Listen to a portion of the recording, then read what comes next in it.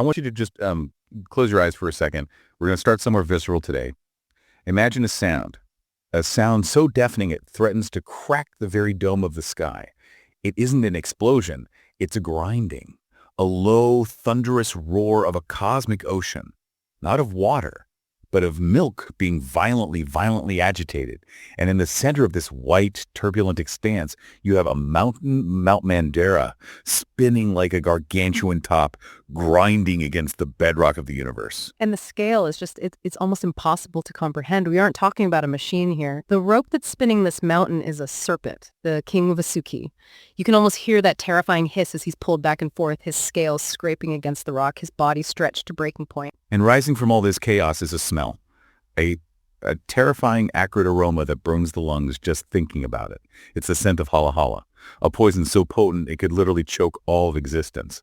That is quite the image to start with. And it isn't just a scene of, mythological chaos. It is the opening act of perhaps the most significant event in the text. This is the Samudra Manthana.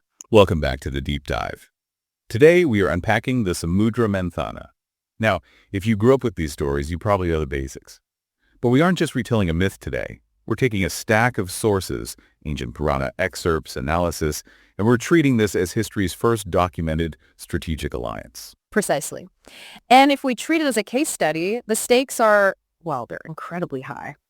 If we look at where we left off, the connection to the previous chapter, the situation is dire. We're looking at a total economic and spiritual depression. Right, let's set that scene. Because of Indra's arrogance, the Devas, the gods, or let's call them the incumbents, they've lost everything. They are spiritually and financially bankrupt. The goddess of wealth, Lakshmi, has literally vanished into the ocean. The universe is just plunged into darkness. It's a total market crash. The incumbents are weak, drained of all their luster. Meanwhile, the Asuras, the disruptors, the demons, they're stronger than ever. They've seized control. It is in this moment of absolute crisis that Lord Vishnu offers a solution.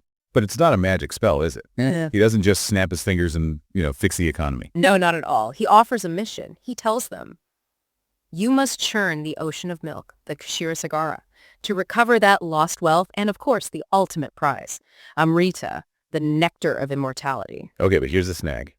The Devas are broke. They have no muscle.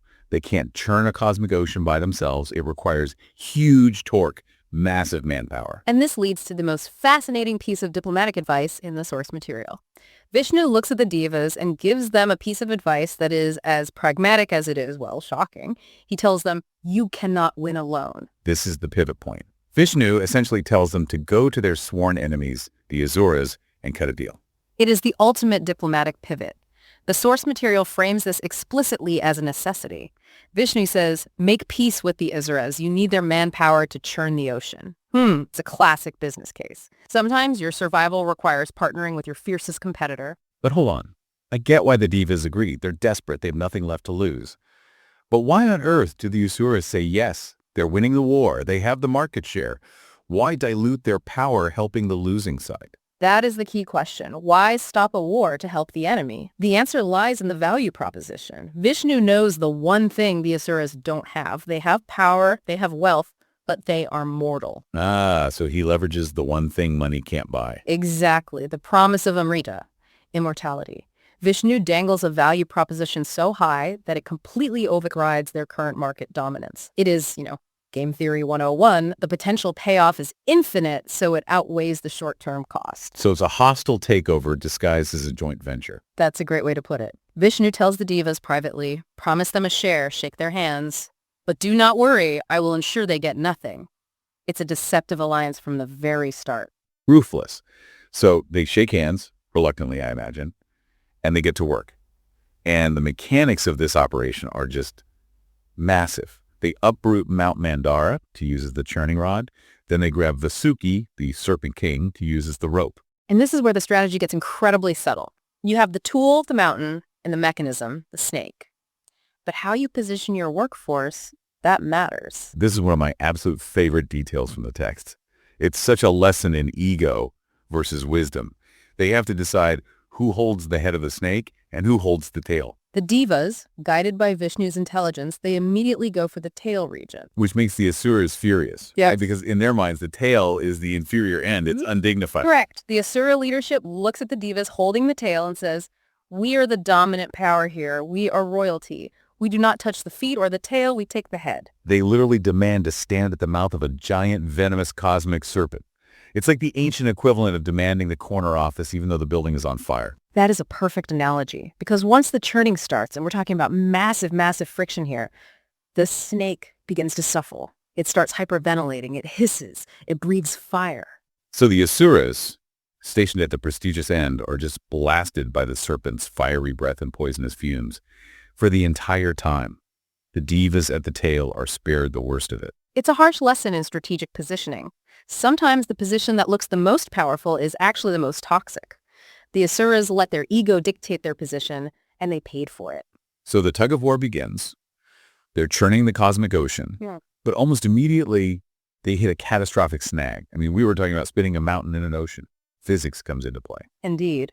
Mount Mandara has no base. As soon as the churning begins, the mountain starts to sink into the ocean floor. The whole project threatens to collapse before it's even truly started. This is the foundation concept. The churning stops. The Devas and Asuras are helpless. And this is where we see the Kurma Avatar. Yes. Vishnu takes the form of Kurma, a giant tortoise. He dives into the ocean, positions himself underneath the mountain, and supports its massive weight on his hard shell. Such a cool image.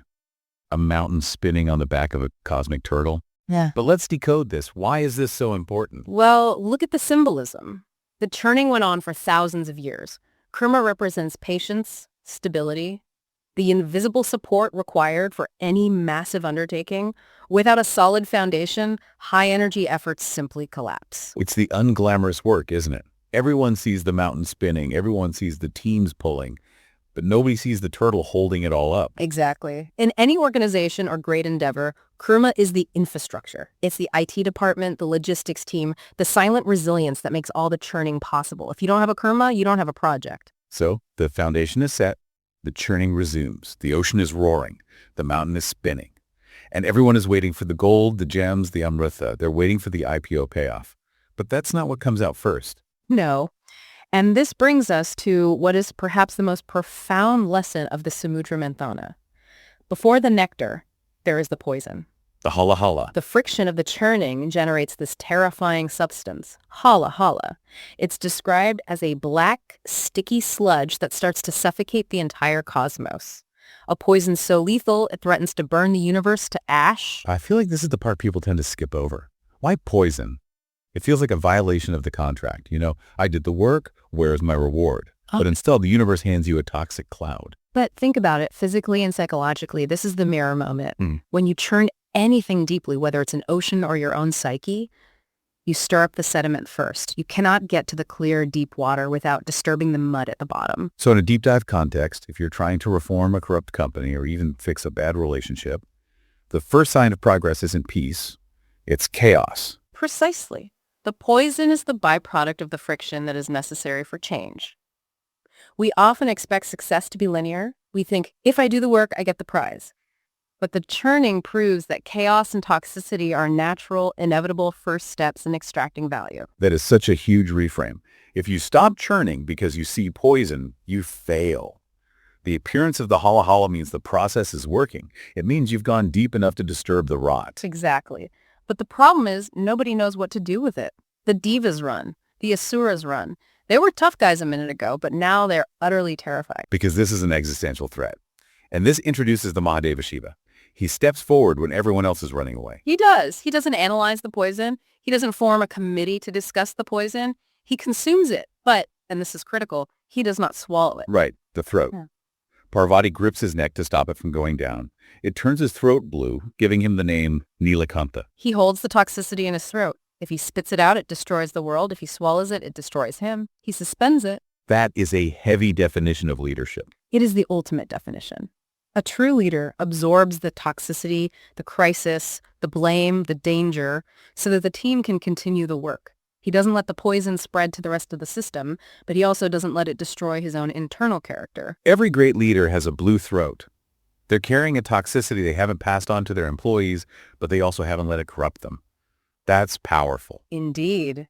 You cannot bypass the Halahala. You must have a mechanism to deal with it. So Shiva saves the day, the air clears, the churning starts up again, and finally, after the mess, the magic happens.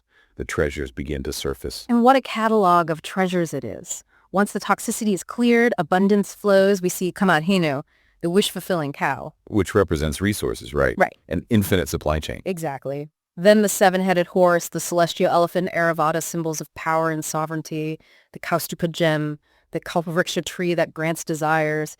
It is a parade of everything a civilization needs to thrive. But then comes the climax. The reason they started this whole thing in the first place. The reemergence of the goddess Lakshmi. She appears, and the texts describe her as the embodiment of beauty and fortune. Now, just visualize this scene. Every Deva and Asura is standing there, probably trying to fix their hair, look their best, hoping she picks them. They all want wealth. They all want fortune. And let's be honest, on paper, the Asuras look like a good bet. They're ambitious, they're driven, they are currently ruling the world. They represent unbridled ambition, but Lakshmi bypasses all of them. She bypasses the Asuras, she even bypasses the other Devas. She chooses Vishnu's chest as her abode. Why Vishnu? I mean, obviously he's the preserver, but what's the deeper reason here? Why not the ambitious go-getters? It comes down to what Vishnu represents. Vishnu is Dharma, righteousness, duty, order.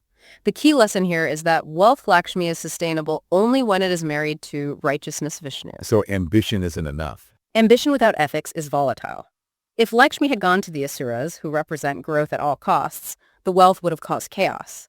By choosing Vishnu, the text is telling us that true prosperity must be grounded in duty and ethical conduct. Wealth without values is just temporary leverage. It is fleeting and often destructive. So we have the team restored. Lakshmi is back with Vishnu. The Devas are starting to get their groove back. And finally, the main event. The pot of Amrita, the nectar of immortality, finally emerges from the milky depth. You'd think this would be the moment of celebration. High fives all around. Good job, team. Great quarter, everyone. Hardly. The moment the prize appears, the strategic alliance dissolves instantly. It creates a vacuum. The truce breaks. Immediately. The Devas and Asuras turn on each other. It is the inevitable conflict of interest. The Asuras, being faster and perhaps more aggressive, they snatch the pot. Of course they do. They have the nectar. And suddenly, the Devas are staring at defeat again. They did all the work. They suffered at the tail. They watched Shiva drink the poison. And now the enemy has the weapon. It's a total disaster. If the Asuras drink that nectar, they become immortal. The universe is doomed to eternal tyranny. The churning is done, but the war of wits is just beginning.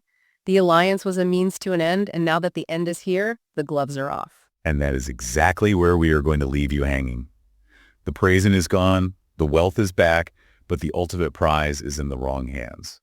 The bad guys have the nuclear codes. Indeed. The question now is, how does Vishnu ensure the Asuras don't get a single drop? You'll have to tune in next time to find out. We're going to talk about the appearance of the Enchantress Mohini and the divine deception. It's going to be a wild ride. It involves more psychology, more deception, and perhaps the greatest trickster moment in mythology. I can't wait. If you enjoyed this deep dive into the Samudra Manthana, please take a second to like, follow, and subscribe wherever you're listening. It really helps us keep the lights on and the mountains spinning. Indeed. There's always more to learn from the ocean of knowledge. Let the churning continue, and may knowledge be yours. See you next time.